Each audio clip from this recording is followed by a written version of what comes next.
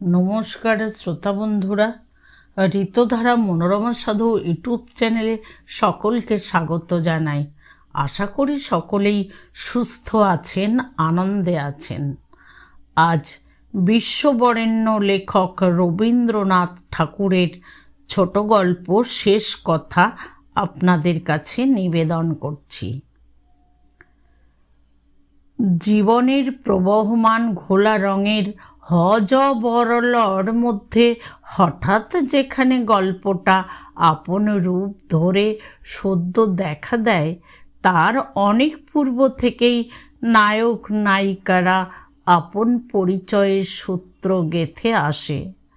পিছন থেকে সেই প্রাক গাল্পিক ইতিহাসের ধারা অনুসরণ করতেই হয়।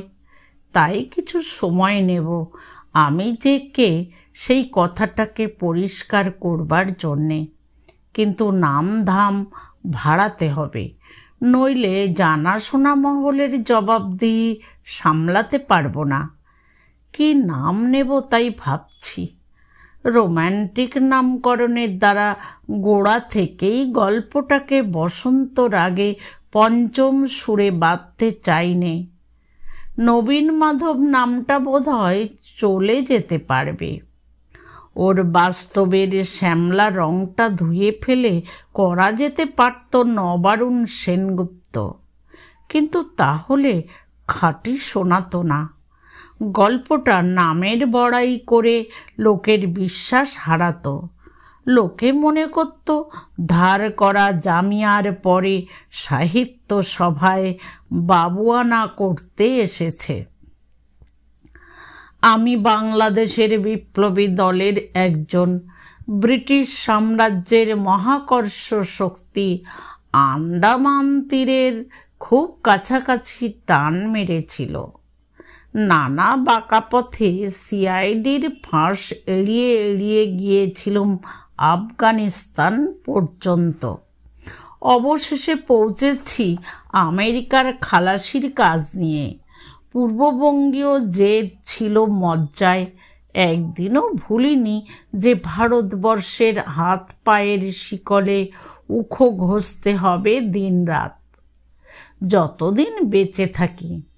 কিন্তু বিদেশে কিছুদিন থাকতেই একটা কথা নিশ্চিত বুঝেছিলুম, আমরা যে প্রণালীতে বিপ্লবের পালা শুরু করেছিলুম সে যেন আতশবাজিতে পটকা ছোড়ার মতো।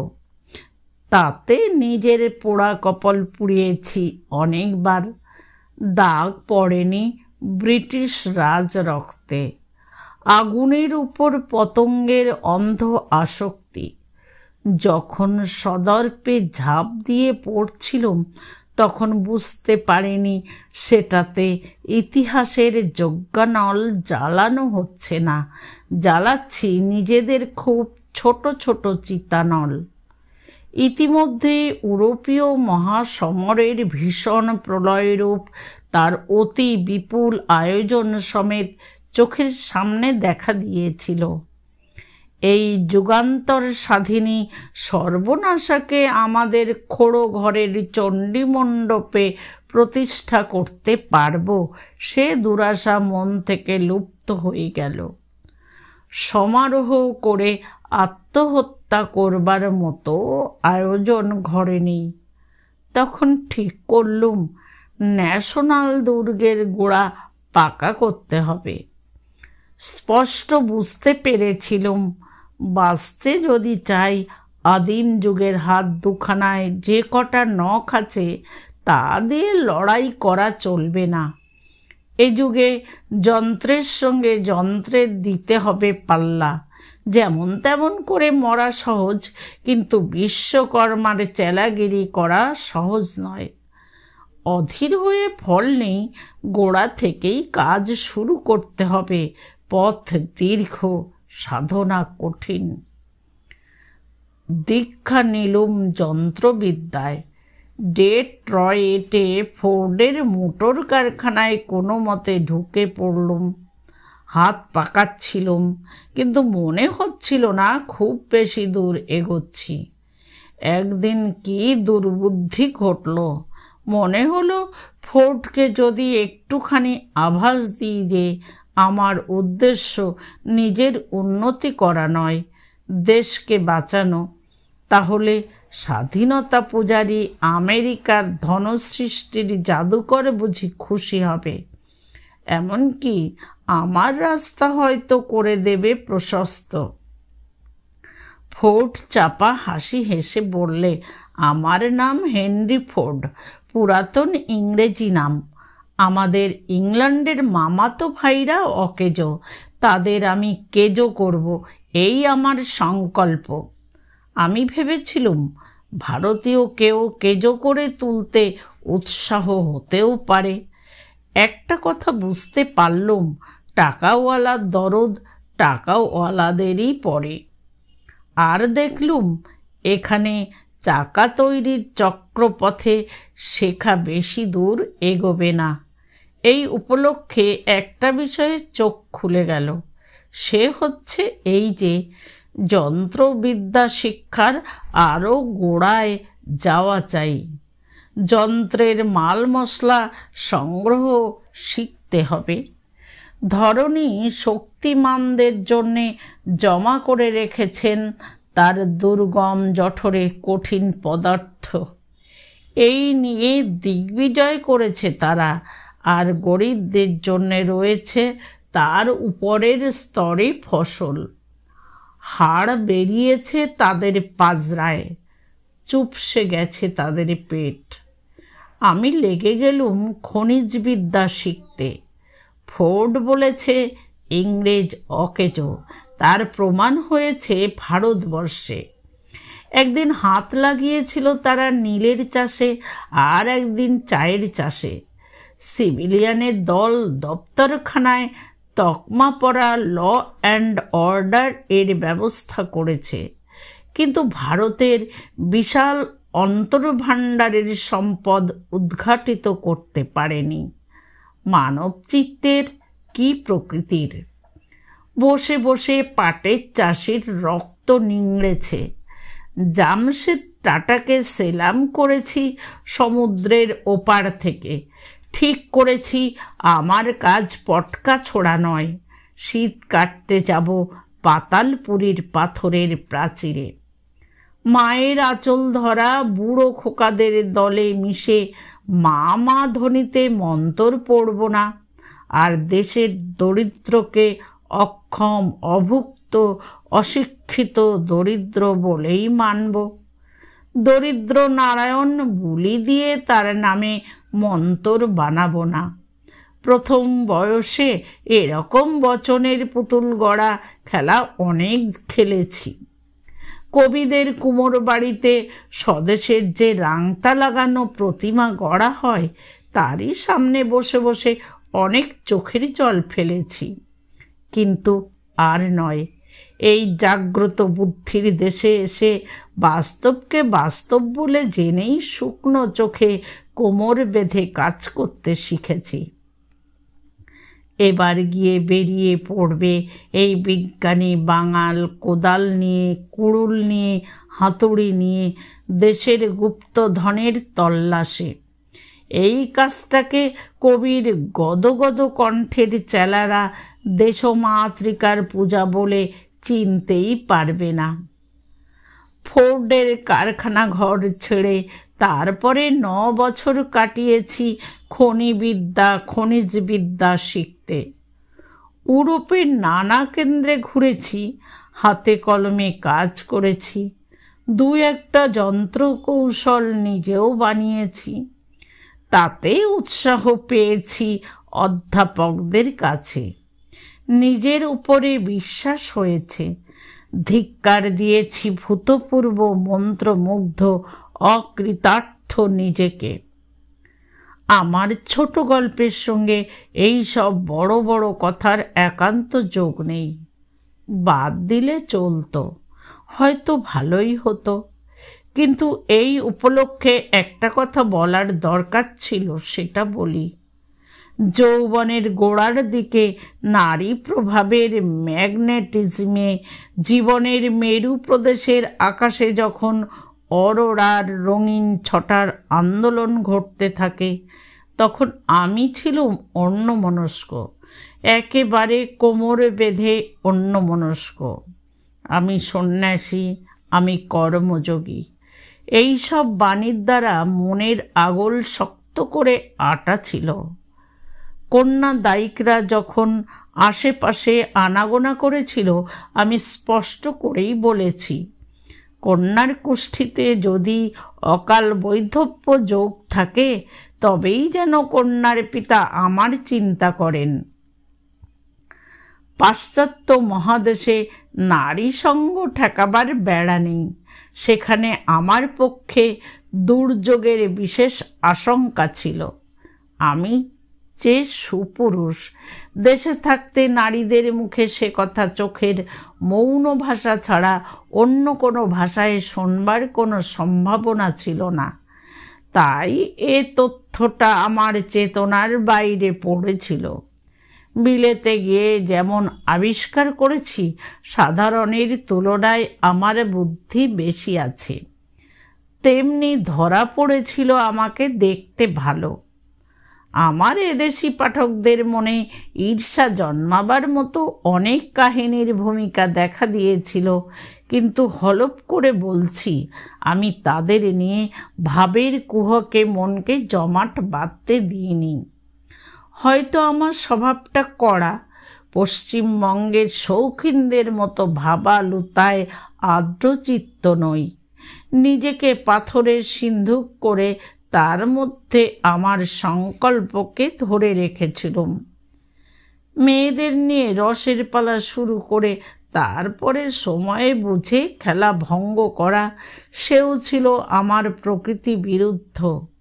আমি নিশ্চয় জানতুম যে জেদ নিয়ে আমি আমার ব্রতের আশ্রয়ে বেঁচে আছি, এক পা ফসকালে সেই জেদ নিয়ে আমার ভাঙা ব্রতের তলায় পিষে মরতে হবে।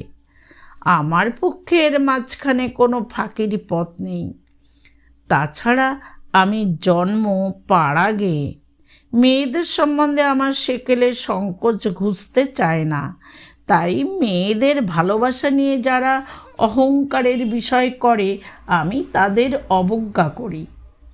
বিদেশি ভালো ডিগ্রি পেয়েছিলুম, সেটা এখানে সরকারি কাজে লাগবে না জেনে ছোটনাগপুরে চন্দ্রবংশীয় এক রাজার, মনে করা যাক চণ্ডবীর সিংহের দরবারে কাজ নিয়েছিলুম। সৌভাগ্যক্রমে তার ছেলে দেবিকা প্রসাদ কিছুদিন কেমব্রিজে পড়াশুনো করেছিলেন। দৈবাৎ তার সঙ্গে আমার দেখা হয়েছিল জুরিকে। সেখানে আমার খ্যাতি তার কানে গিয়েছিল। তাকে বুঝিয়েছিলুম আমার প্ল্যান। শুনে খুব উৎসাহিত হয়ে তাদের স্টেটে আমাকে জিওলজিক্যাল সার্ভের কাজে লাগিয়ে দিলেন। এমন কাজ ইংরেজকে না দেওয়াতে উপরিস্তরের বায়ুমণ্ডল বিক্ষুব্ধ হয়েছিল। কিন্তু দেবিকা প্রসাদ ছিলেন ঝাঁঝালো লোক। বুড়ো রাজার মন টলমল করা সত্ত্বেও টিকে গেলুম। এখানে আসবার আগে মা আমাকে বললেন, বাবা, ভালো কাজ পেয়েছ, এইবার একটি বিয়ে করো, আমার অনেক দিনের সাধ মিটুক। আমি বললুম, অর্থাৎ কাজ মাটি করো। আমার যে কাজ তার সঙ্গে বিয়ের তাল মিলবে না। দৃঢ় সংকল্প ব্যর্থ হলো মায়ের অনুনয়। যন্ত্রতন্ত্র সমস্ত বেঁধে ছেদে নিয়ে চলে এলুম জঙ্গলে। এইবার আমার দেশব্যাপী কীর্তি সম্ভাবনার ভাবী দিগন্তে হঠাৎ যে একটুকু গল্প ফুটে উঠল, তাতে আলেয়ার চেহারাও আছে, আরও আছে শুকতারার। নিচের পাথরকে প্রশ্ন করে মাটির সন্ধানে বেড়াচ্ছিলুম বনে বনে। পলাশ ফুলের রাঙা রঙের মাতলামিতে তখন বিভোর আকাশ। শালগাছে ধরেছে মঞ্জরি, মৌমাছি ঘুরে বেড়াচ্ছে ঝাঁকে ঝাঁকে। ব্যবসাদাররা যৌ সংগ্রহে লেগে গিয়েছে। কুলের পাতা থেকে জমা করছে তসরের রেশমের গুটি। সাঁওতালরা কুড়োচ্ছে পাকা মৌহা ফুল। ঝিরঝির শব্দে হালকা নাচের ওড়না ঘুরিয়ে চলেছিল একটি ছিপছিপে নদী। আমি তার নাম দিয়েছিলাম তনিকা। এটা কারখানা ঘর নয়, কলেজ ক্লাস নয়, এ সেই সুখতন্দ্রায় আবিল প্রদেশের রাজ্য, যেখানে একলা মন পেলে প্রকৃতি মায়াবিনী তার উপরেও রংরেজিনির কাজ করে, যেমন সে করে সূর্যাস্তের পটে। মনটাতে একটু আবেশের ঘোর লেগেছিল, মন্থর হয়ে এসেছিল কাজের চাল। নিজের উপরে বিরক্ত হয়েছিলুম, ভিতর থেকে জোর লাগাচ্ছিলুম দাঁড়ে। মনে ভাবছিলুম, ট্রপিক্যাল আবহাওয়ার মাকড়সার জালে জড়িয়ে পড়লুম বুঝি। শয়তানি ট্রপিক্স এদেশে জন্মকাল থেকে হাত পাখার হাওয়ায় হাড়ের মন্ত্র চালাচ্ছে আমাদের রক্তে। এড়াতে হবে তার সেদের সিক্ত জাদু। বেলা পড়ে এলো। এক জায়গায় মাঝখানে চর ফেলে দুভাগে চলে গিয়েছে নদী। সেই বালুর দ্বীপে স্তব্ধ হয়ে বসে আছে বকের দল। দিনাবসানে রোজ এই দৃশ্যটি ইঙ্গিত করত আমার কাজের বাঁক ফিরিয়ে দিতে। ঝুলিতে মাটি পাথরের নমুনা নিয়ে ফিরে চলছিলাম আমার বাংলো ঘরে। সেখানে ল্যাবরেটরিতে পরীক্ষা করতে যাব। অপরাহ্ন আর সন্ধ্যার মাঝখানে দিনের যে একটা পোড়ো জমির মতো ফালতু অংশ আছে, একলা মানুষের পক্ষে সেইটে কাটিয়ে চলা শক্ত, বিশেষত নির্জন বনে। তাই আমি ওই সময়টা রেখেছি পরখ করার কাজে। ডায়নামোতে বিজলি বাতি জ্বালাই, কেমিক্যাল নিয়ে, মাইক্রোস্কোপ নিয়ে, নিক্তি নিয়ে বসি। একদিন রাত দুপুর পেরিয়ে যায়। আজ আমার সন্ধানে এক জায়গায় ম্যাঙ্গানিজের লক্ষণ যেন ধরা পড়েছিল, তাই দ্রুত উৎসাহে চলেছিলাম। কাকগুলো মাথার উপর দিয়ে গেরুয়া রঙের আকাশে কা কা শব্দে চলেছিল বাসায়। এমন সময় হঠাৎ বাধা পড়ল আমার কাজে ফেরায়। 5টি শালগাছের বুদ্ধ ছিল বনের পথে একটা ঢিবির উপরে। সেই বেষ্টনীর মধ্যে কেউ বসে থাকলে কেবল একটি মাত্র ফাঁকের মধ্যে দিয়ে তাকে দেখা যায়। হঠাৎ চোখ এড়িয়ে যাবারই কথা। সেদিন মেঘের মধ্যে আশ্চর্য একটা দীপ্তি ফেটে পড়েছিল। বনে সেই ফাঁকটাতে ছায়ার ভিতরে রাঙা আলো যেন দিগাঙ্গনার গাঁট ছেঁড়া সোনার মুঠোর মতো ছড়িয়ে পড়েছে। ঠিক সেই আলোর পথে বসে আছে মেয়েটি। গাছের গুঁড়িতে হেলান দিয়ে পা দুটি বুকের কাছে গুটিয়ে এক মনে লিখছে একটি ডায়েরির খাতা নিয়ে। এক মুহূর্তে আমার আছে প্রকাশ পেল একটি অপূর্ব বিস্ময়। জীবনে এরকম দৈবাত ঘটে। পূর্ণিমার বান ডেকে আসার মতো বক্ষ তটে ধাক্কা দিতে লাগলো জোয়ারের ঢেউ। গাছের গুঁড়ির আড়ালে দাঁড়িয়ে চেয়ে রইলুম। একটি আশ্চর্য ছবি চিহ্নিত হতে লাগলো মনের চিরস্মরণীয়াগারে। আমার বিস্তৃত অভিজ্ঞতার পথে অনেক অপ্রত্যাশিত মনোহরের দরজায় ঠেকেছে মন। পাশ কাটিয়ে চলে গেছি। আজ মনে হলো জীবনের একটা কোন চরমের সংস্পর্শে এসে পৌঁছলুম। এমন করে ভাবা, এমন করে বলা আমার একেবারে অভ্যস্ত নয়। যে আঘাতে মানুষের নিজের অজানা একটা অপূর্ব স্বরূপ ছিটকিনি খুলে অবারিত হয়, সেই আঘাত আমাকে লাগলো কি করে? বরাবর জানি আমি পাহাড়ের মতো খটখটে নিরেট। ভিতর থেকে উছলে পড়ল ঝর্ণা। একটা কিছু বলতে ইচ্ছে করছিল, কিন্তু মানুষের সঙ্গে সবচেয়ে বড় আলাপের প্রথম কথাটি কি হতে পারে ভেবে পাইনি। সে হচ্ছে খ্রিস্টীয় পুরাণের প্রথম সৃষ্টির বাণী, আলো জাগুক, অব্যক্ত হয়ে যাক ব্যক্ত। এক সময় মনে হলো মেয়েটি, ওর আসল নাম পরে জেনেছি, কিন্তু সেটা ব্যবহার করব না। ওকে নাম দিলুম অচিরা।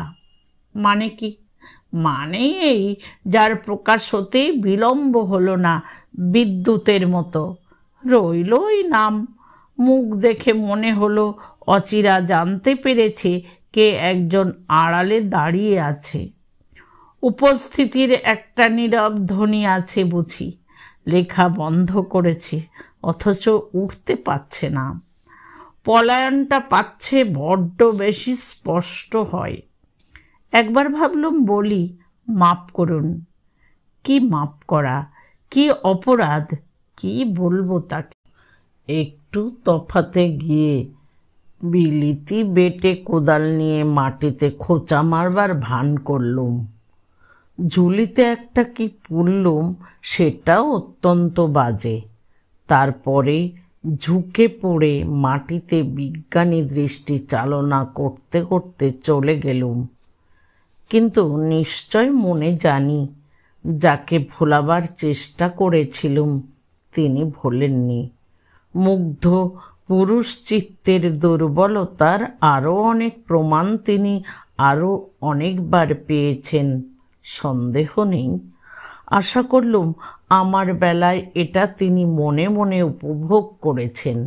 এর চেয়ে বেড়া আর অল্প একটু যদি ডিঙোতুম, তাহলে কি হতো কি জানি। রাখতেন না রাগের ভান করতেন? অত্যন্ত চঞ্চল মন নিয়ে চলেছি আমার বাংলো ঘরের পথে। এমন সময় আমার চোখে পড়ল 2 টুকরায় ছিন্ন করা একখানা চিঠির খাম। এটাকে জিওলজিক্যাল নমুনা বলে না, তবু তুলে দেখলুম। নামটা ভবতোষ মজুমদার, ICS, ঠিকানা ছাপড়া, মেয়েলি হাতে লেখা, টিকিট লাগানো আছে। তাতে ডাকঘরের ছাপ নেই, যেন কুমারীর দ্বিধা। আমার বিজ্ঞানী বুদ্ধি স্পষ্ট বুঝতে পারলুম এই ছেঁড়া চিঠির খামের মধ্যে একটা ট্র্যাজেডির ক্ষত চিহ্ন আছে। পৃথিবীর ছেঁড়া স্তর থেকে তার বিপ্লবের ইতিহাস বের করা আমাদের কাজ। সেই আমার সন্ধানপটু হাত এই ছেঁড়া খামের রহস্য আবিষ্কার করতে সংকল্প করলে। ইতিমধ্যে ভাবছি নিজের অন্তঃকরণের রহস্য অভূতপূর্ব। এক একটা বিশেষ অবস্থার সংস্পর্শে তার ভাবখানা কি যে একটা নতুন আকারে দানা বেঁধে দেখা দেয়, এবারে তার পরিচয়ে বিস্মিত হয়েছি। এতদিন যে মনটা নানা কঠিন অধ্যবসায় নিয়ে শহরে শহরে জীবনের লক্ষ্য সন্ধানে ঘুরেছে, তাকে স্পষ্ট করে চিনেছিলুম। ভেবেছিলুম সেই আমার সত্যকারের স্বভাব। তার আচরণের ধ্রুবত্ব সম্বন্ধে আমি হলফ করতে পারতুম। কিন্তু তার মধ্যে বুদ্ধি শাসনের বহির্ভূত যে একটা মূঢ় লুকিয়েছিল, তাকে এই প্রথম দেখা গেল। ধরা পড়ে গেল আরণ্যক, যে যুক্তি মানে না, যে মোহ মানে না। বনের একটা মায়া আছে, গাছপালার নিঃশব্দ চক্রান্ত, আদিম প্রাণের মন্ত্রধ্বনি। দিনে দুপুরে ঝাঁঝা করে তার উদাত্ত সুর, রাতে দুপুরে মন্দ্র গম্ভীর ধ্বনি। গুঞ্জন করতে থাকে জীবচেতনায়, আদিম প্রাণের গূঢ় প্রেরণায় বুদ্ধিকে দেয় আবিষ্ট করে। জিওলজির চর্চার মধ্যেই ভিতরে ভিতরে এই আরণ্যক মায়ার কাজ চলছিল। খুঁজছিলুম রেডিয়ামের কোণা, যদি কৃপণ পাথরের মুঠির মধ্য থেকে বের করা যায়। দেখতে পেলুম অচিরাকে কুসুমিত শালগাছের ছায়ালোকের বন্ধনে। এর পূর্বে বাঙালি মেয়েকে দেখেছি সন্দেহ নেই, কিন্তু সব কিছু থেকে স্বতন্ত্রভাবে এমন একান্ত করে তাকে দেখবার সুযোগ পাইনি। এখানে তার শ্যামল দেহের কোমলতায় বনের লতাপাতা আপন ভাষা যোগ করে দিল। বিদেশিনীর উপসিত অনেক দেখেছি, যথোচিত ভালোও লেগেছে, কিন্তু বাঙালি মেয়ে এই যেন প্রথম দেখলুম। ঠিক যে জায়গায় তাকে সম্পূর্ণ দেখা যেতে পারে, এই নিভৃত বনের মধ্যে সে নানা পরিচিত অপরিচিত বাস্তবের সঙ্গে জড়িয়ে মিশিয়ে নেই। দেখে মনে হয় না সে বেনি দুলিয়ে ডায়োসিসনে পড়তে যায়, কিংবা বেথুন কলেজের ডিগ্রি ধারিণী, কিংবা বালিগঞ্জের টেনিস পার্টিতে উচ্চ কলহাস্যে চা পরিবেশন করে। অনেক দিন আগে ছেলেবেলায় হরু ঠাকুর কিংবা রাম বসুর যে গান শুনে তারপরে ভুলে গিয়েছিলুম, যে গান আজ রেডিওতে বাজে না, গ্রামোফোনে পাড়া মুখরিত করে না। জানি নে কেন মনে হলো সেই গানের সহজ রাগিনীতে ওই বাঙালি মেয়েটির রূপের ভূমিকা মনে রইল সই মনের বেদনা। এই গানের সুরে যে একটি করুণ ছবি আছে, সে আজ রূপ নিয়ে আমার চোখে স্পষ্ট ফুটে উঠল। এও সম্ভব হলো কোন প্রবল ভূমিকম্পে পৃথিবীর যে তলায় লুকোনো আগ্নেয় সামগ্রী উপরে উঠে পড়ে। জিওলজি শাস্ত্রে তা পড়েছি। নিচের মধ্যে দেখলুম সেই নিচের তলার অন্ধকারের তপ্ত বিগলিত জিনিসকে হঠাৎ উপরের আলোতে কঠোর বিজ্ঞানী নবীন মাধবের অটল অন্তঃস্তরে এই উলট পালট আমি কোনো দিন আশা করতে পারিনি। বুঝতে পারছি, যখন আমি রোজ বিকেল বেলায় এই পথ দিয়ে আমার কাজে ফিরেছি, ও আমাকে দেখেছে। অন্যমনস্ক আমি ওকে দেখিনি। বিলেতে যাবার পর থেকে নিজের চেহারার উপর একটা গর্ব জন্মেছে। ও হাউ হ্যান্ডসাম, এই প্রশস্তি কানাকানিতে আমার অভ্যস্ত হয়ে গিয়েছিল। কিন্তু বিলেত ফেরত আমার কোনো কোনো বন্ধুর কাছে শুনেছি বাঙালি মেয়ের রুচি আলাদা। তারা মোলায়েম মেয়েলি রূপই পুরুষের রূপে খোঁজে। চলিত কথা হচ্ছে কার্তিকের মতো চেহারা। বাঙালি কার্তিক আর যাই হোক, কোনো পুরুষে দেব সেনাপতি নয়। প্যারিসে একজন বান্ধবীর মুখে শুনেছি বিলিতি সাদা রঙের অভাব। ওরিয়েন্টালের দেহে গরম আকাশ যে রং এঁকে দেয়, সে সত্যিকার রং, সে ছায়ার রং। ওই রঙই আমাদের ভালো লাগে। এই কথাটা বঙ্গোপসাগরের ধারে বোধহয় খাটে না। এতদিন এসব আলোচনা আমার মনেই ওঠেনি।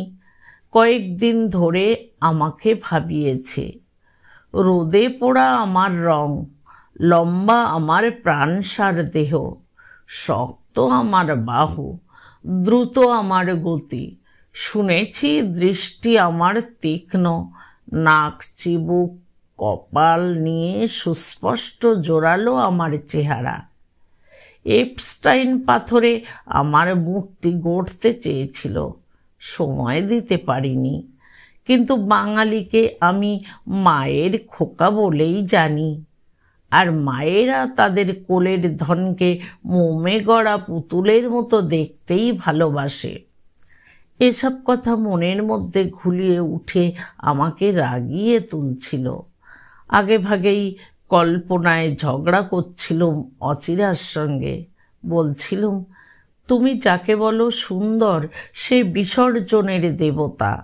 তোমাদের স্তব যদি বা পায় সে টেকে না বেশি দিন। বলছিলুম, আমি বড় বড় দেশের স্বয়ম্বর সভার মালা উপেক্ষা করে এসেছি, আর তুমি আমাকে উপেক্ষা করবে? গায়ে পড়ে এই বানানো ঝগড়া এমনি ছেলে মানুষই যে একদিন হেসে উঠেছি আপন উষ্মায়। এদিকে বিজ্ঞানেরই যুক্তি কাজ করছে ভিতরে ভিতরে। মনকে জানাই এটাও একটা মস্ত কথা। আমার যাতায়াতের পথের ধারে ও বসে থাকে।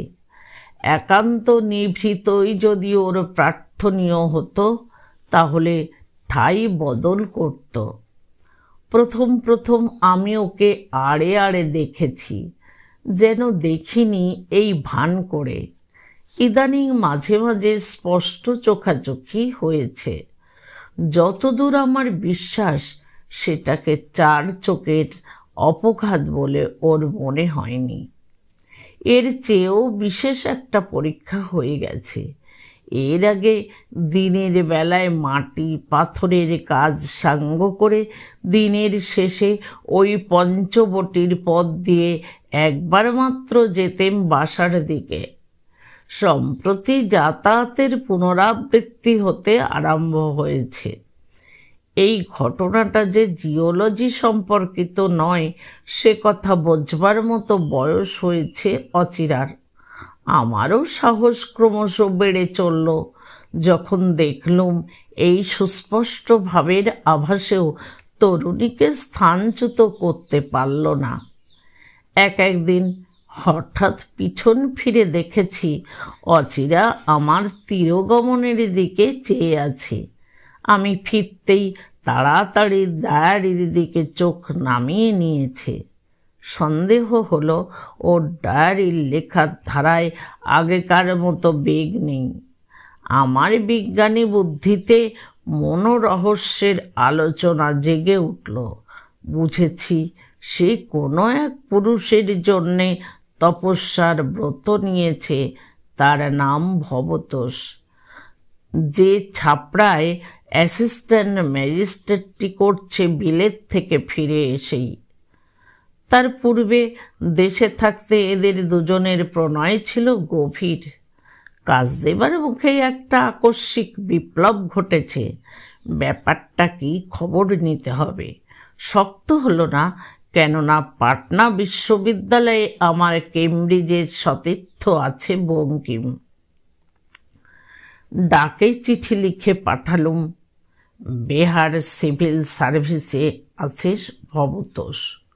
কন্যাকর্তাদের মহলে জনশ্রুতি শোনা যায় লোকটি সৎপাত্র। আমার কোনো বন্ধু আমাকে তার মেয়ের জন্যে ওই লোকটিকে প্রজাপতিক ফাঁদে ফেলতে সাহায্য করতে অনুরোধ করেছেন। রাস্তা পরিষ্কার আছে কিনা আদ্যন্ত খবর নিয়ে তুমি যদি আমাকে জানাও কৃতজ্ঞ হব। লোকটির মতিগতি কীরকম তাও জানতে চাই। উত্তর এলো, রাস্তা বন্ধ, আর মতিগতি সম্বন্ধে এখনো যদি কৌতূহল বাকি থাকে তবে শোনো। কলেজে পড়বার সময় আমি ছাত্র ছিলাম ডাক্তার অনিল কুমার সরকারের।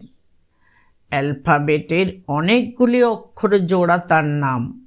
যেমন তার অসাধারণ পাণ্ডিত্য, তেমনি ছেলে মানুষের মতো তার সরলতা। একমাত্র সংসারের আলো তার নাতনিটিকে যদি দেখো তাহলে মনে হবে সাধনায় খুশি হয়ে সরস্বতী কেবল যে আবির্ভূত হয়েছেন তার বুদ্ধিলোকে তা নয়, রূপ নিয়ে এসেছেন তার কোলে। ওই শয়তান ভবতোষ ঢুকল ওর স্বর্গলোকে। বুদ্ধি তার তীক্ষ্ণ, বচন তার অনর্গল।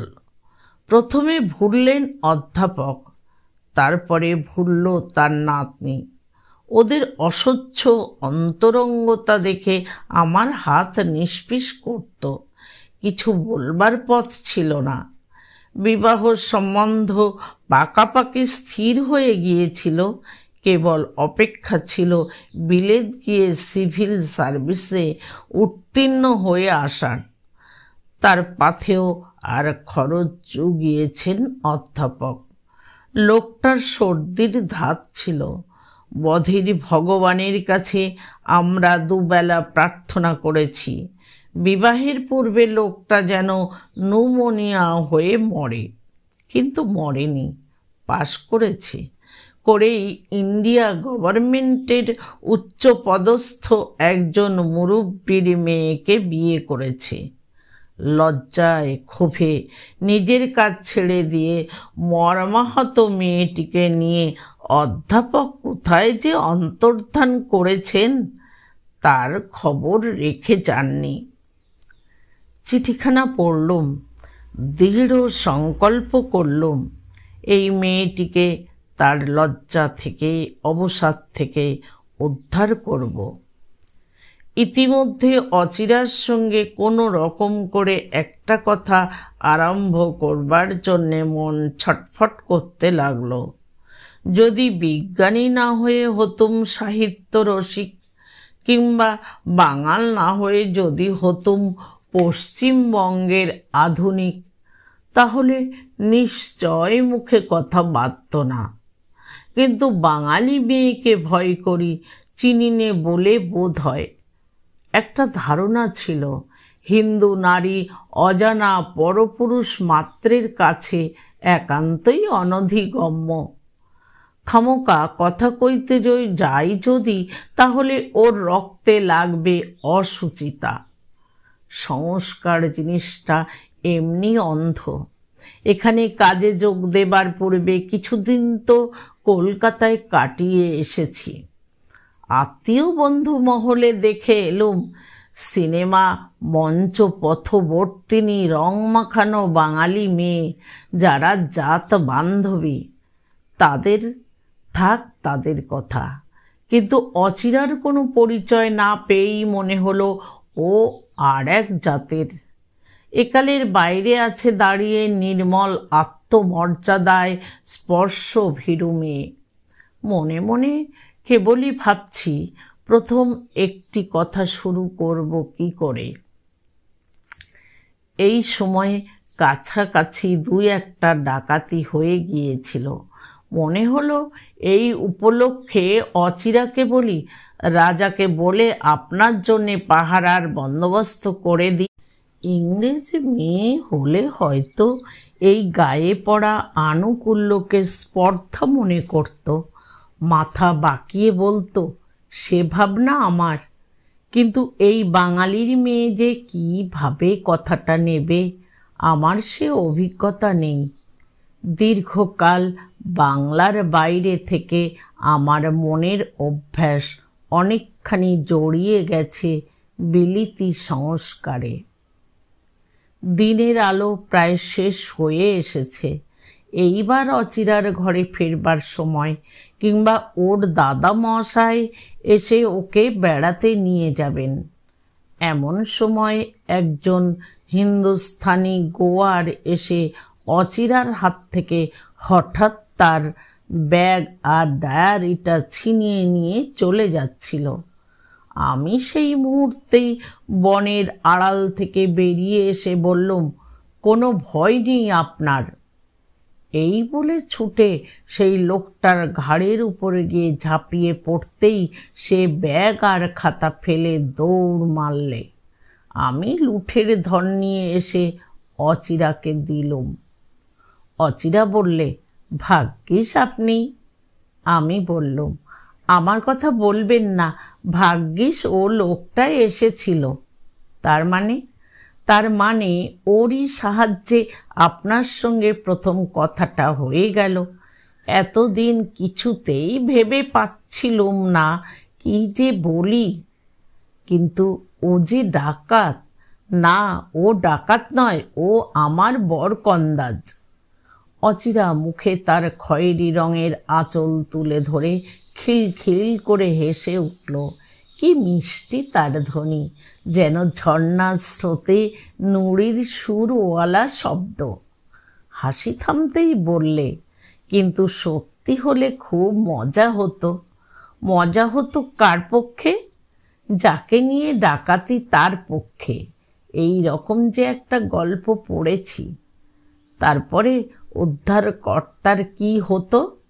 তাকে বাড়ি নিয়ে গিয়ে চা খাইয়ে দিতুম। আর এই ফাঁকি উদ্ধারকর্তার কি হবে? তার তো আর কিছুতে দরকার নেই। সে তো আলাপ করবার প্রথম কথাটা চেয়েছিল, পেয়েছে দ্বিতীয়, তৃতীয়, চতুর্থ, পঞ্চম কথা। গণিতের সংখ্যাগুলো হঠাৎ ফুরবে না তো? কেন ফুরবে? আচ্ছা, আপনি হলে আমাকে প্রথম কথা কি বলতেন? আমি হলে বলতুম, রাস্তায় ঘাটে কতকগুলো নুড়ি কুড়িয়ে কুড়িয়ে কি ছেলে মানুষই করছেন, আপনার কি বয়স হয়নি? কেন বলেননি? ভয় করেছিল। ভয়? আমাকে ভয়? আপনি যে বড় লোক, দাদুর কাছে শুনেছি তিনি যে আপনার লেখা প্রবন্ধ বিলিতি কাগজে পড়েছিলেন। তিনি যা পড়েন আমাকে বোঝাতে চেষ্টা করেন। এটাও করেছিলেন? হ্যাঁ, করেছিলেন। কিন্তু ল্যাটিন নামের পাহারার ঘটা দেখে জোর হাত করে বলেছিলুম, দাদু এটা থাক, বরঞ্চ তোমার কোয়ান্টাম থিওরির বইখানা নিয়ে আসি। সেটা বুঝি আপনি বুঝতে পারেন? কিছুমাত্র না, কিন্তু দাদুর একটা বদ্ধ সংস্কার আছে, সবাই সব কিছুই বুঝতে পারে। তার সে বিশ্বাস ভাঙতে আমার ভালো লাগে না। তার আর একটা আশ্চর্য ধারণা আছে, মেয়েদের সহজ বুদ্ধি পুরুষের চেয়ে অনেক বেশি তীক্ষ্ণ। তাই ভয়ে ভয়ে আছি, এইবার নিশ্চয়ই টাইম স্পেস এর জোড় মেলানো সম্বন্ধের ব্যাখ্যা আমাকে শুনতে হবে। আসল কথা, মেয়েদের উপর তার করুণার অন্ত নেই। দিদিমা যখন বেঁচে ছিলেন, বড় বড় কথা পারলেই তিনি মুখ বন্ধ করে দিতেন। তাই মেয়েদের তীক্ষ্ণ বুদ্ধি যে কতদূর যেতে পারে তার প্রত্যক্ষ প্রমাণ দিদিমার কাছ থেকে পাননি। আমি ওকে হতাশ করতে পারবো না। অনেক শুনেছি, বুঝিনি, আরও অনেক শুনবো আর বুঝবো না। অচিরার দুই চোখ কৌতুকে স্নেহে জলজল ছলছল করে উঠল।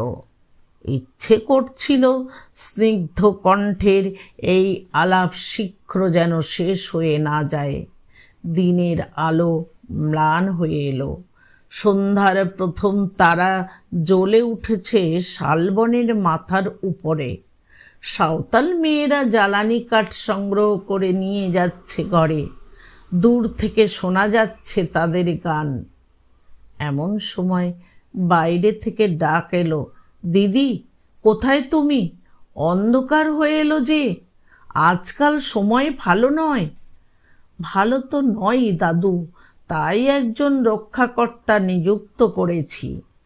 অধ্যাপক আসতেই তার পায়ের ধুলো নিয়ে প্রণাম করলুম। তিনি শশব্যস্ত হয়ে উঠলেন। পরিচয় দিলুম, আমার নাম নবীন মাধব সেনগুপ্ত। বৃদ্ধের মুখ উজ্জ্বল হয়ে উঠল। বললেন, বলেন কি, আপনি ডাক্তার সেনগুপ্ত? আপনি তো ছেলে মানুষ। আমি বললুম, নিতান্ত ছেলে মানুষ, আমার বয়স 36-এর বেশি নয়।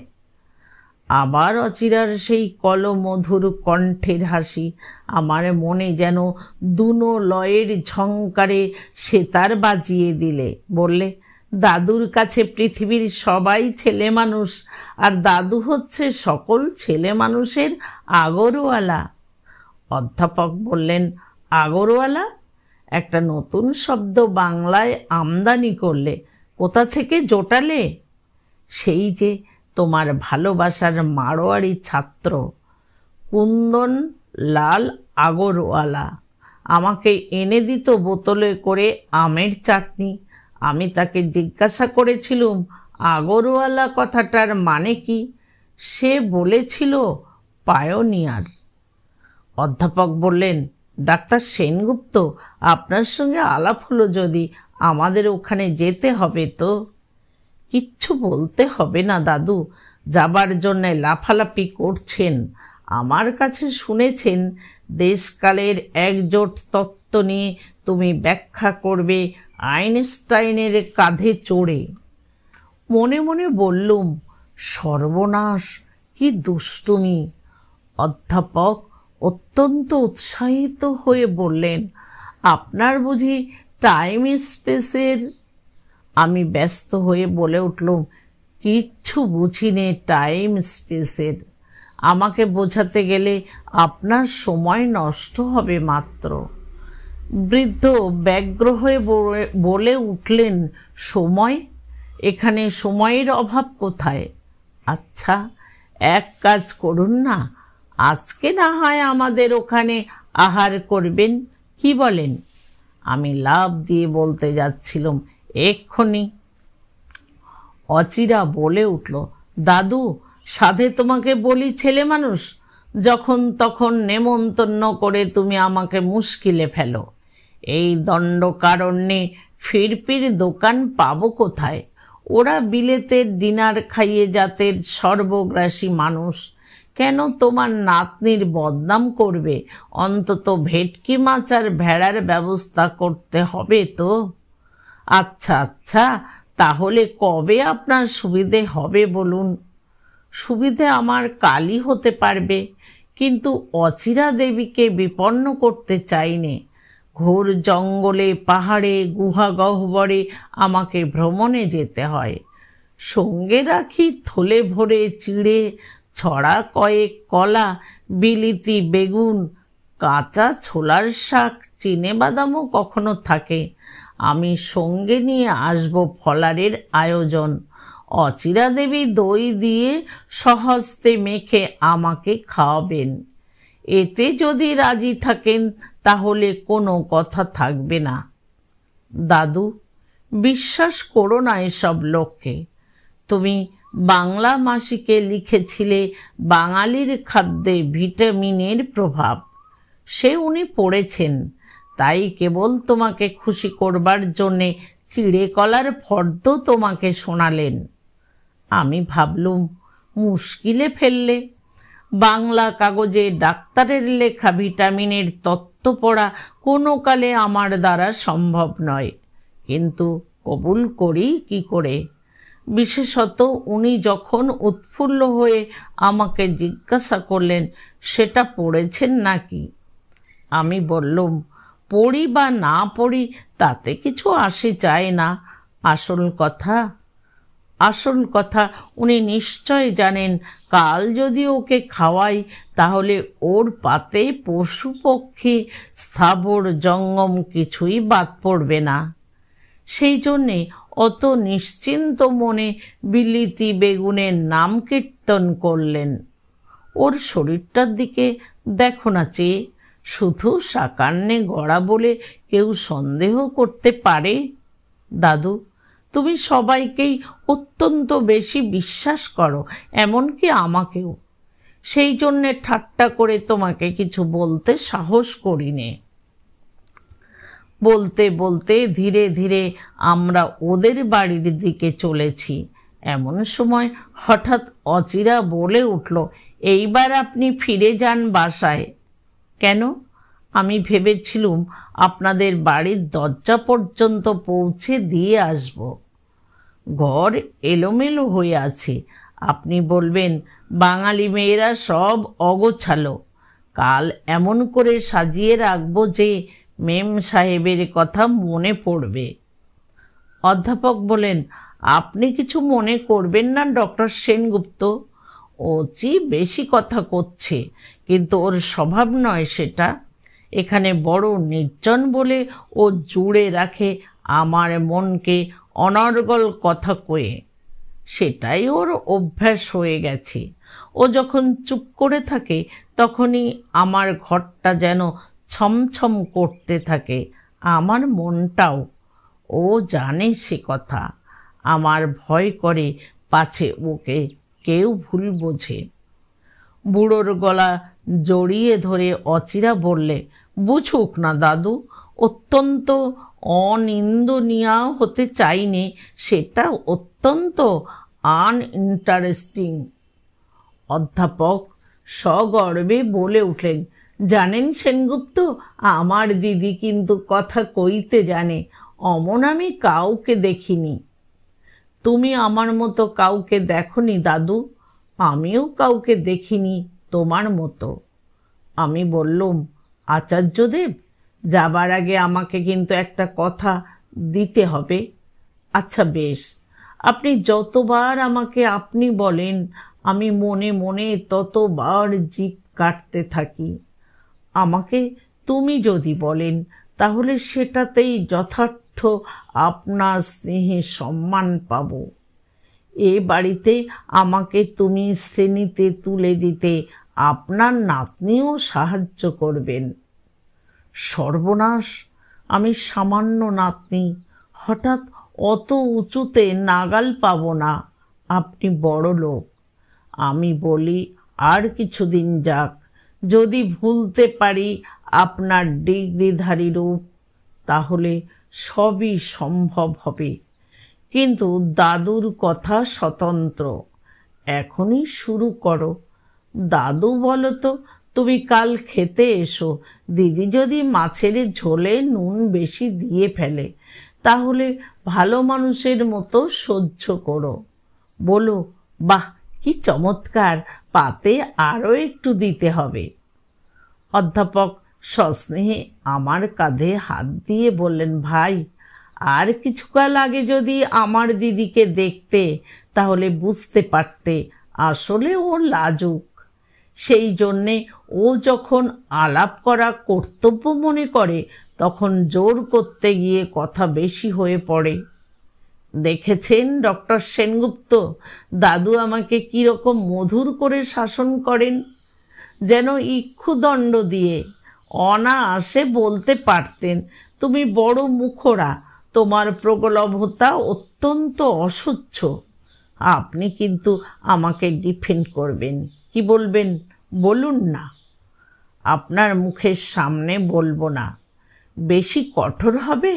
আপনি জানেন আমার মনের কথা। তাহলে থাক, এখন বাড়ি যান। একটা কথা বাকি আছে, কাল আপনাদের ওখানে যে নেমন্তন্ন, সে আমার নতুন নামকরণের। কাল থেকে নবীন মাধব নাম থেকে লোপ পাবে ডাক্তার সেনগুপ্ত। সূর্যের কাছে আনাগোনা করতে গিয়ে ধূমকেতুর যেমন লেজটা যায় উড়ে, মুন্ডটা থাকে। তাহলে নামকর্তন বলুন, নামকরণ বলছেন কেন? আচ্ছা তাই সই। এইখানে শেষ হলো আমার প্রথম বড়দিন। বার্ধক্যের কি প্রশান্ত সৌন্দর্য, কি সৌম্য মূর্তি। চোখ দুটি যেন আশীর্বাদ করছে, হাতে একটি পালিশ করা লাঠি, গলায় শুভ্র পাট করা চাদর, ধুতি যত্নে কোচানো, গায়ে তসরের জামা, মাথায় শুভ্র চুল বিরল হয়ে এসেছে, কিন্তু পরিপাটি করে আঁচড়ানো। স্পষ্ট বোঝা যায় এর সাজসজ্জায়, এর দিনযাত্রায় নাতনির হাতের শিল্পকার্য। ইনি যে অতিলালনের অত্যাচার সহ্য করেন সে কেবল এই মেয়েটিকে খুশি রাখবার জন্যে। আমার বৈজ্ঞানিক খবরকে ছাড়িয়ে উঠল এদের খবর নেওয়া। অধ্যাপকের নাম ব্যবহার করব অনিল কুমার সরকার। গত জেনারেশনের কেমব্রিজ ইউনিভার্সিটির পিএইচডি দলের একজন। মাস কয়েক আগে একটি ঔপনাগরিক কলেজের অধ্যক্ষতা ত্যাগ করে এখানকার স্টেটের একটা পরিত্যক্ত ডাক বাংলা ভাড়া নিয়ে নিজের খরচে সেটা বাসযোগ্য করেছেন। এইটে হলো ইতিহাসের খসড়া। বাকিটুকু বঙ্কিমের চিঠি থেকে মিলিয়ে নেওয়া যেতে পারে। আমার গল্পের আদি পর্ব শেষ হয়ে গেল। ছোট গল্পের আদি ও অন্তে বেশি ব্যবধান থাকে না। জিনিসটাকে ফলিয়ে বলবার লোভ করব না, ওর স্বভাব নষ্ট করতে চাইনে। অচিরার সঙ্গে স্পষ্ট কথা বলার যুগ এলো সংক্ষেপেই। সেদিন চড়িভাতি হয়েছিল তনিকা নদীর তীরে। অধ্যাপক ছেলে মানুষের মতন হঠাৎ আমাকে জিজ্ঞাসা করে বসলেন, নবীন, তোমার কি বিবাহ হয়েছে? প্রশ্নটা এতই সুস্পষ্ট ভাবব্যঞ্জক যে আর কেউ হলে ওটা চেপে যেত। আমি উত্তর করলাম, না, এখনো তো হয়নি। অচিরার কাছে কোনো কথাই এড়ায় না। সে বললে, দাদু, ওই এখনো শব্দটা সংশয়গ্রস্ত কন্যাকর্তাদের মনকে সান্ত্বনা দেবার জন্যে। ওর কোনো যথার্থ মানে নেই। একেবারে মানে যে নেই এ কথা নিশ্চিত স্থির করলেন কি করে? এটা গণিতের প্রবলেম। তাও হাইয়ার ম্যাথামেটিক্স বললে যা বোঝায় তা নয়। পূর্বেই শোনা গেছে আপনি 36 বছরের ছেলে মানুষ। হিসেব করে দেখলুম এর মধ্যে আপনার মা অন্তত 5-7 বার আপনাকে বলেছেন, বাবা, ঘরে বউ আনতে চাই। আপনি বলেছেন, তার আগে চাই লোহার সিন্দুকে টাকা আনতে। মা চোখের জল মুছে চুপ করে রইলেন। তারপরেই ইতিমধ্যে আপনার আর সব হয়েছে, কেবল ফাঁসি ছিল বাকি। শেষকালে এখানকার রাজ সরকারে যখন মোটা মাইনের পদ জুটল, মা আবার বললেন, বাবা, এবার বিয়ে করতে হবে। আমার আর কদিন বা সময় আছে? আপনি বললেন, আমার জীবন আর আমার সায়েন্স এক, সে আমি দেশকে উৎসর্গ করব। আমি কোনো দিন বিয়ে করব না। হতাশ হয়ে আবার তিনি চোখের জল মুছে বসে আছেন। আপনার 36 বছর বয়সের গণিত ফল গণনা করতে আমার গণনায় ভুল হয়েছে কিনা বলুন, সত্যি করে বলুন। যে মেয়ের সঙ্গে অনবধানে কথা কওয়া বিপদজনক। কিছুদিন আগেই একটা ব্যাপার ঘটেছিল। প্রসঙ্গক্রমে অচিরা আমাকে বলেছিল, আমাদের দেশে মেয়েদের আপনারা পান সংসারের সঙ্গিনী রূপে। সংসারে যাদের দরকার নেই, এদেশের মেয়েরাও তাদের কাছে অনাবশ্যক। কিন্তু বিলেতে যারা বিজ্ঞানে তপস্বী, তাদের তো উপযুক্ত তপস্বিনী জোটে। যেমন ছিল অধ্যাপক কুরির সহধর্মিণী মাদাম কুরি। সেরকম কোনো মেয়ে আপনি সে দেশে থাকতে পাননি? মনে পড়ে গেল ক্যাথারিনের কথা। একসঙ্গে কাজ করেছি লন্ডনে থাকতে। এমনকি আমার একটা রিসার্চের বইয়ে আমার নামের সঙ্গে তার নামও জড়িত ছিল। মানতে হলো কথাটা। অচিরা বললে, তাকে আপনি বিয়ে করলেন না কেন? তিনি কি রাজি ছিলেন না? আবার মানতে হলো, হ্যাঁ, প্রস্তাবটা তার দিক থেকেই উঠেছিল। তবে আমার কাজ যে ভারতবর্ষের, শুধু সে তো বিজ্ঞানের নয়। অর্থাৎ ভালোবাসার সফলতা আপনার মতো সাধকের কামনার জিনিস নয়। মেয়েদের জীবনে চরম লক্ষ্য ব্যক্তিগত, আপনাদের নৈর্ব্যক্তিক। এর জবাবটা হঠাৎ মুখে এলো না। আমাকে চুপ করে থাকতে দেখে অচিরা বললে, বাংলা সাহিত্য আপনি বোধহয় পড়েন না। কচ ও দেবযানী বলে একটা কবিতা আছে, তাতে ওই কথাই আছে। মেয়েদের ব্রত হচ্ছে পুরুষকে বাঁধা, আর পুরুষদের ব্রত সে বাঁধন কাটিয়ে অমর লোকের রাস্তা বানানো। কচ বেরিয়ে পড়েছিল দেবযানীর অনুরোধ এড়িয়ে। আপনি কাটিয়ে এসেছেন মায়ের অনুনয়। একই কথা। মেয়ে পুরুষের এই চিরকালের দ্বন্দ্বে আপনি জয়ী হয়েছেন। জয় হোক আপনার পৌরুষের। কাঁদুক মেয়েরা, সে কান্না আপনারা নিন পূজার নৈবেদ্য। দেবতার উদ্দেশ্যে আসে নৈবেদ্য, কিন্তু দেবতা থাকেন নিরাসক্ত। অধ্যাপক এই আলোচনার মূল লক্ষ্য কিছুই বুঝলেন না। সগর্বে বললেন, দিদির মুখে গভীর সত্য কেমন বিনা চেষ্টায় প্রকাশ পায়। বাইরের লোকে শুনলে মনে করবে তার কেবলই ভয়, বাইরের লোক তার নাতনিকে ঠিক বুঝতে পারবে না। অচিরা বললে, বাইরের লোকে মেয়েদের জ্যাঠামি সইতে পারে না, তাদের কথা তুমি ভেবো না, তুমি আমাকে ঠিক বুঝলেই হলো। অচিরা খুব বড় কথাও বলে থাকে হাসির ছলে, কিন্তু আজ সে কি গম্ভীর। আমার একটা কথা আন্দাজে মনে হলো, ভবতোষ ওকে বুঝিয়েছিল যে সে যে ভারত সরকারের উচ্চ গগনের জ্যোতির্লোক থেকে বধূ এনেছে তারও লক্ষ্য খুব উচ্চ এবং নিঃস্বার্থ। ব্রিটিশ রাষ্ট্রশাসনের ভাণ্ডার হতেই সে শক্তি সংগ্রহ করতে পারবে দেশের কাজে লাগাতে। এত সহজ নয় অচিরাকে ছলনা করা। সে যে ভোলেনি তার প্রমাণ রয়ে গেছে সেই দ্বিখণ্ডিত চিঠির খামটা থেকেই। অচিরা আবার বললে, দেবযানী কচকে কি অভিসম্পাদ দিয়েছিল জানেন নবীনবাবু? না, বলেছিল তোমার জ্ঞান সাধনার ধন তুমি নিজে ব্যবহার করতে পারবে না, অন্যকে দান করতে পারবে না। আমার কাছে কথাটা আশ্চর্য বোধ হয়। যদি এই অভিসম্পাত আজ দিত কেউ ইউরোপকে, তাহলে সে বেঁচে যেত। বিশ্বের জিনিসকে নিজের জিনিসের মতো ব্যবহার করেই ওরা লোভের তাড়ায় মরছে। সত্যি কিনা বলো দাদু? খুব সত্যি, কিন্তু আশ্চর্য এই, এত কথা তুমি কি করে ভাবলে? নিজ গুণে একটুও নয়, ঠিক এই রকম কথা তোমার কাছে অনেকবার শুনেছি। তোমার একটা মহৎ গুণ আছে, ভোলানাথ তুমি। কখন কি বলো সমস্ত ভুলে যাও।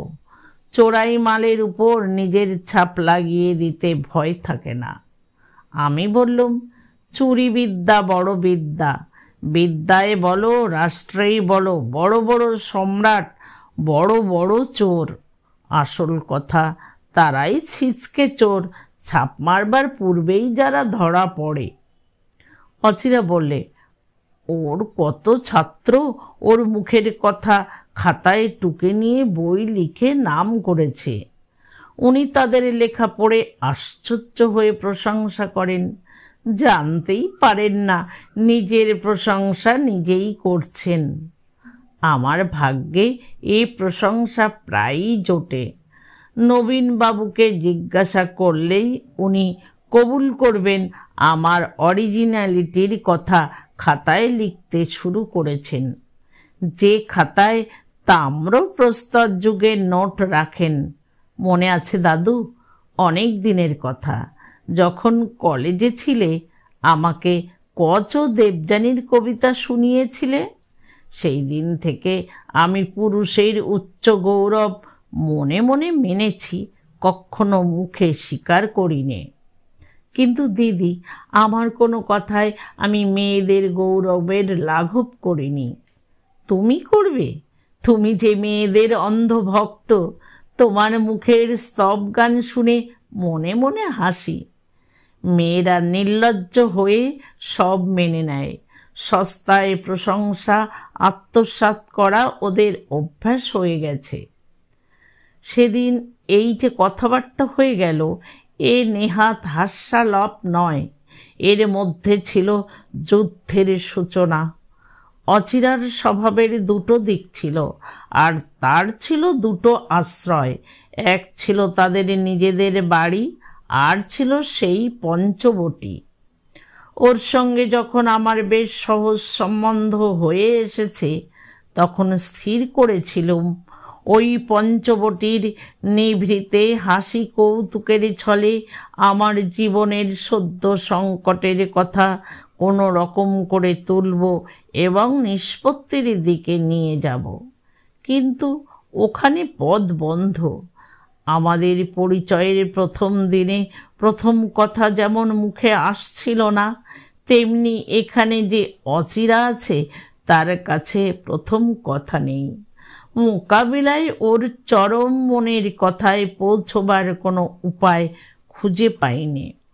ওর ঘরের কাছে ওর সহাস্য মুখরতা রোধ করে দেয় আমার তরফের এক পা অগ্রগতি, আর ওর নিভৃত বনচ্ছায়ায় আমার সমস্ত চাঞ্চল্য ঠেকিয়ে রেখেছে নির্বাক নিঃশব্দতায়। কোনো দিন ওদের ওখানে চায়ের নিমন্ত্রণ সভার একটা কোনো সীমানায় মন খোলবার সুযোগ পাওয়া যায়। অচিরা বুঝতে পারে আমি বিপদমণ্ডলীর কাছাকাছি আসছি। সেদিনই ওর বাক্যবান বর্ষণের অবিরলতা অস্বাভাবিক বেড়ে ওঠে। একটুও ফাঁক পাইনি, আর আবহাওয়াও হয়ে ওঠে প্রতিকূল। আমার মনে হয়েছে অত্যন্ত অশান্ত। কাজের বাধা এমনি ঘটছে যে আমি লজ্জা পাচ্ছি মনে মনে। সদরে বাজেটের মিটিংয়ে আমার রিসার্চ বিভাগে আরও কিছু টাকা মঞ্জুর করে নেবার প্রস্তাব আছে। তারই সমর্থক রিপোর্ট অর্ধেকের বেশি লেখা হয়নি। ইতিমধ্যে ক্রোচের এস্থেটিক্স সম্বন্ধে আলোচনা রোজ কিছুদিন ধরে শুনে আসছি। বিষয়টা সম্পূর্ণ আমার উপলব্ধির এবং উপভোগের বাইরে। সে কথা অচিরা নিশ্চিত জানে। দাদুকে উৎসাহিত করে আর মনে মনে হাসে। সম্প্রতি চলছে বিহেভিয়ারিজম সম্বন্ধে যত বিরুদ্ধ যুক্তি আছে তার ব্যাখ্যা। এই তত্ত্বালোচনার শোচনীয়তা হচ্ছে এই যে অচিরা এই সময়টাতে ছুটি নিয়ে বাগানের কাজে চলে যায়। বলে, এসব তর্ক পূর্বেই শুনেছি। আমি বোকার মতো বসে থাকি, মাঝে মাঝে দরজার দিকে তাকাই। একটা সুবিধে এই যে অধ্যাপক জিজ্ঞাসা করেন না তর্কের কোনো একটা দুরূহ গ্রন্থি বুঝতে পারছি কি না। তার মনে হয় সমস্তই জলের মতো বোঝা যায়। কিন্তু আর তো চলবে না, কোনো ছিদ্রে আসল কথাটা পাঠতেই হবে। পিকনিকের এক অবকাশে অধ্যাপক যখন পোড়ো মন্দিরের সিঁড়িটাতে বসে নব্য কেমিস্ট্রির নতুন আমদানির বই পড়ছিলেন, বেটে আবলুস গাছের ঝোপের মধ্যে বসে অচিরা হঠাৎ আমাকে বললে, এই চিরকালের বনের মধ্যে যে একটা অন্ধ প্রাণের শক্তি আছে, ক্রমেই তাকে আমার ভয় করছে। আমি বললুম, আশ্চর্য, ঠিক এই রকমের কথা সেদিন আমি আমার ডায়েরিতে লিখেছি। অচিরা বলে চলল, পুরনো ইমারতের কোনো একটা ফাটলে লুকিয়ে লুকিয়ে অসথের একটা অঙ্কুর ওঠে, তারপরে শিকড়ে শিকড়ে জড়িয়ে ধরে তার সর্বনাশ করে। এও তেমনি। দাদুর সঙ্গে এই কথাটাই হচ্ছিল। দাদু বলছিলেন, লোকালয় থেকে বহুদিন একান্ত দূরে থাকলে মানবচিত্ত প্রকৃতির প্রভাবে দুর্বল হয়ে থাকে, প্রবল হয়ে ওঠে আদিম প্রাণ প্রকৃতির প্রভাব। আমি বললুম, এরকম অবস্থায় কি করা যায়? তিনি বললেন, মানুষের চিত্তকে আমরা তো সঙ্গে করে আনতে পারি। ভিড়ের চেয়ে নির্জনে তাকে বরঞ্চ বেশি করে পাই। এই দেখো না আমার বইগুলি। দাদুর পক্ষে বলা সহজ, কিন্তু সবাইকে এক ওষুধ খাটে না। আপনি কি বলেন? আমি বললুম, আচ্ছা বলবো, আমার কথাটা ঠিক মতো বুঝে দেখবেন। আমার মত এই যে এই রকম জায়গায় এমন একজন মানুষের সঙ্গ সমস্ত অন্তর বাহিরে পাওয়া চাই, যার প্রভাব মানব প্রকৃতিকে সম্পূর্ণ করে রাখতে পারে। যতক্ষণ না পাই ততক্ষণ অন্ধ শক্তির কাছে কেবলই হার ঘটতে থাকবে। আপনি যদি সাধারণ মেয়েদের মতো হতেন, তাহলে আপনার কাছে সত্য কথা শেষ পর্যন্ত স্পষ্ট করে বলতে মুখে বাধ্য। অচিরা বললে, বলুন, আপনি দ্বিধা করবেন না। বললুম, আমি সায়েন্টিস্ট, যেটা বলতে যাচ্ছি সেটা ইম্পার্সোনালভাবে বলবো। আপনি একদিন ভবতোষকে অত্যন্ত ভালোবেসেছিলেন, আজও কি আপনি তাকে তেমনি ভালোবাসেন? আচ্ছা, মনে করুন বাসিনে। আমি আপনার মনকে সরিয়ে এনেছি। তা হতে পারে, কিন্তু একলা আপনি নন। বনের ভিতরকার এই ভীষণ অন্ধ শক্তি, সেই জন্যে আমি এই সরে আসাকে শ্রদ্ধা করি নে, লজ্জা পাই। কেন করেন না? দীর্ঘকালের প্রয়াসে মানুষ চিত্ত শক্তিতে নিজের আদর্শকে গড়ে তোলে, প্রাণ শক্তির অন্ধতা তাকে ভাঙে। আপনার দিকে আমার যে ভালোবাসা, সে সেই অন্ধ শক্তির আক্রমণে। ভালোবাসাকে আপনি এমন করে গঞ্জনা দিচ্ছেন নারী হয়ে। নারী বলেই দিচ্ছি। ভালোবাসার আদর্শ আমাদের পূজার জিনিস, তাকেই বলে সতীত্ব। সতীত্ব একটা আদর্শ। এই জিনিসটা বনের প্রকৃতির নয়, মানবীর। এই নির্জনে এতদিন সেই আদর্শকে আমি পূজা করছিলুম, সকল আঘাত সকল বঞ্চনা সত্ত্বেও। তাকে রক্ষা করতে না পারলে আমার সুচিতা থাকে না। আপনি শ্রদ্ধা করতে পারেন ভবতোষকে? না। তার কাছে যেতে পারেন? না। কিন্তু সে আর আমার সেই জীবনের প্রথম ভালোবাসা এক নয়। এখন আমার কাছে সেই ভালোবাসা ইম্পার্সোনাল, কোনো আধারের দরকার নেই। ভালো বুঝতে পারছি নে, আপনি বুঝতে পারবেন না। আপনাদের সম্পদ জ্ঞানের উচ্চতম শিখরে সে জ্ঞান ইম্পার্সোনাল। মেয়েদের সম্পদ হৃদয়ের, যদি তার সব হারায়, যা কিছু বাহ্যিক, যা দেখা যায়, ছোঁয়া যায়, ভোগ করা যায়, তবু বাকি থাকে তার সেই ভালোবাসার আদর্শ, যা অবাং মনস্গোচর, অর্থাৎ ইম্পার্সোনাল। আমি বললুম, দেখুন, তর্ক করবার সময় আর নেই।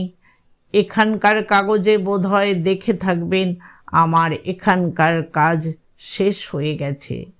অ্যাসিস্ট্যান্ট জিওলজিস্ট লিখেছেন, এখান থেকে আরও কিছু দূরে সন্ধানের কাজ আরম্ভ করতে হবে। কিন্তু কেন গেলেন না আপনার কাছ থেকে? আমার কাছ থেকে শেষ কথাটা শুনতে চান? প্রথম কথাটা পূর্বেই আদায় করা হয়েছে। হ্যাঁ, ঠিক তাই। তাহলে কথাটা পরিষ্কার করে বলি। আমার ওই পঞ্চবটির মধ্যে বসে আপনার অগোচরে কিছুকাল আপনাকে দেখেছি। সমস্ত দিন পরিশ্রম করেছেন, মানেননি প্রখর রৌদ্রের তাপ। কোনো দরকার হয়নি কারো সঙ্গের। এক একদিন মনে হয়েছে হতাশ হয়ে গেছেন। যেটা পাবেন নিশ্চিত করেছিলেন সেটা পাননি, কিন্তু তারপর দিন থেকেই আবার অক্লান্ত মনে খোঁড়াখুড়ি চলেছে। বলিষ্ঠ দেহকে বাহন করে বলিষ্ঠ মনের যেন জয়যাত্রা চলছে। এমনতর বিজ্ঞানের তপস্বী আমি আর কখনো দেখিনি। দূরে থেকে ভক্তি করেছি, এখন বুঝি। না, বলি শুনুন, আপনার সঙ্গে আপনার পরিচয় যতই এগিয়ে চলল, ততই দুর্বল হলো সেই সাধনা। নানা তুচ্ছ উপলক্ষে কাজে বাধা পড়তে লাগলো। তখন ভয় হলো নিজেকে, এই নারীকে। ছি ছি, কি পরাজয়ের বিষ এনেছি আমার মধ্যে। এই তো আপনার দিকের কথা। এখন আমার কথাটা বলি। আমারও একটা সাধনা ছিল, সেও তপস্যা। তাতে আমার জীবনকে পবিত্র করবে, উজ্জ্বল করবে, এ আমি নিশ্চয় জানতুম। দেখলুম ক্রমেই পিছিয়ে যাচ্ছি। যে চাঞ্চল্য আমাকে পেয়ে বসেছিল, তার প্রেরণা এই ছায়াচ্ছন্ন বনের নিঃশ্বাসের ভিতর থেকে। সে আদিম প্রাণের শক্তি। প্রবৃত্তির।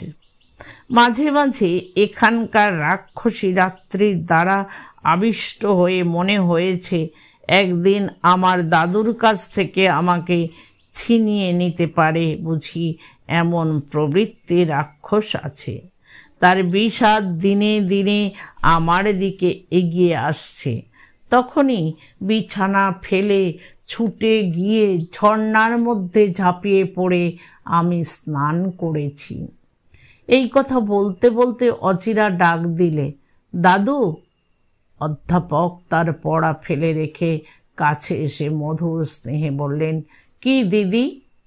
তুমি সেদিন বলছিলে না মানুষের সত্য তার তপস্যার ভিতর দিয়ে অভিব্যক্তি হয়ে উঠছে, তার অভিব্যক্তি বায়োলজির নয়?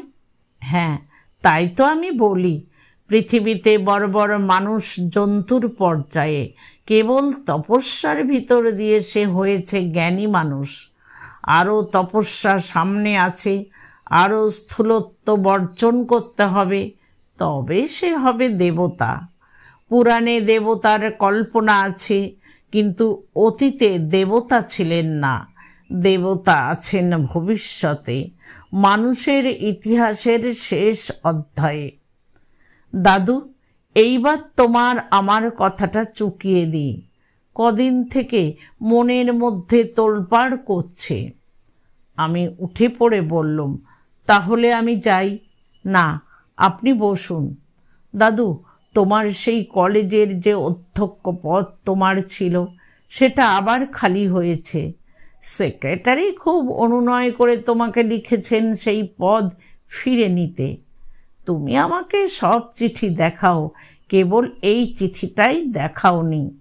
তাতেই তোমার দুরভিসন্ধি সন্দেহ করে ওই চিঠিটা চুরি করে দেখেছি। আমারই অন্যায় হয়েছিল। কিচ্ছু অন্যায় হয়নি।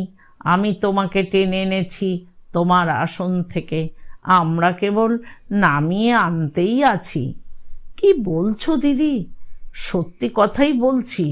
বিশ্বজগৎ না থাকলে বিধাতার হাত খালি হয়, ছাত্র না থাকলে তোমার তেমনি। সত্যি কথা বলো, বরাবর স্কুল মাস্টারি করেছে কিনা তাই। তুমি আবার স্কুল মাস্টার, তুমি বড় টিচার, তুমি আচার্য। তোমার জ্ঞানের সাধনা নিজের জন্যে নয়, অন্যকে দানের জন্যে। দেখেননি নবীনবাবু, মাথায় একটা আইডিয়া এলে আমাকে নিয়ে পড়েন, দয়া মায়া থাকে না। 12 আনা বুঝতে পারিনে, নইলে আপনাকে নিয়ে বসেন, সে আরও শোচনীয় হয়ে ওঠে। আপনার মন যে কোন দিকে বুঝতেই পারেন না, ভাবেন বিশুদ্ধ জ্ঞানের দিকে। দাদু, ছাত্র তোমার নিতান্তই চাই, কিন্তু বাছাই করে নিতে ভুলো না।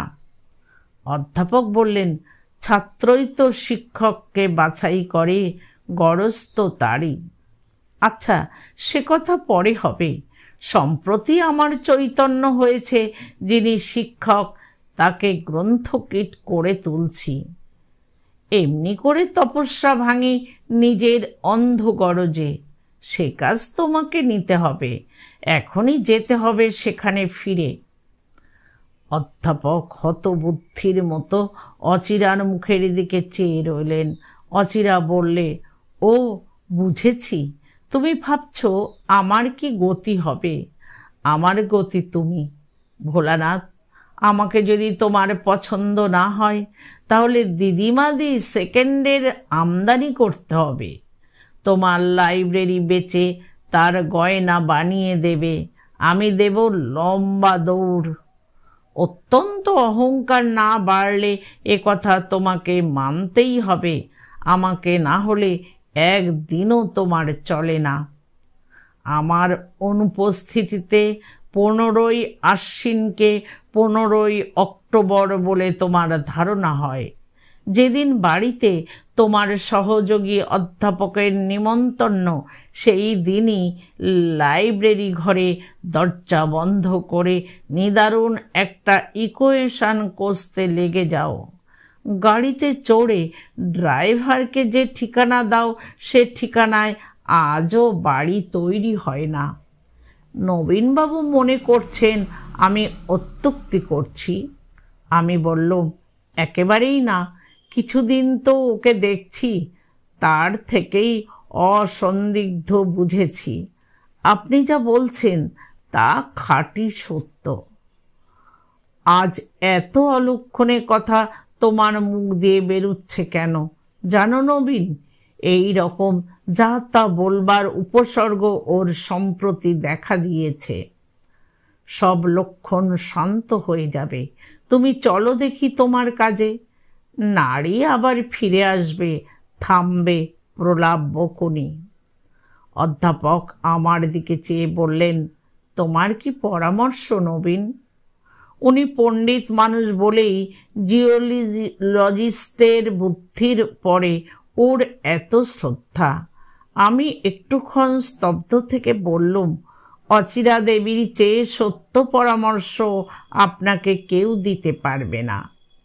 অচিরা উঠে দাঁড়িয়ে পা ছুঁয়ে আমাকে প্রণাম করলে আমি সংকুচিত হয়ে পিছু হটে গেলুম।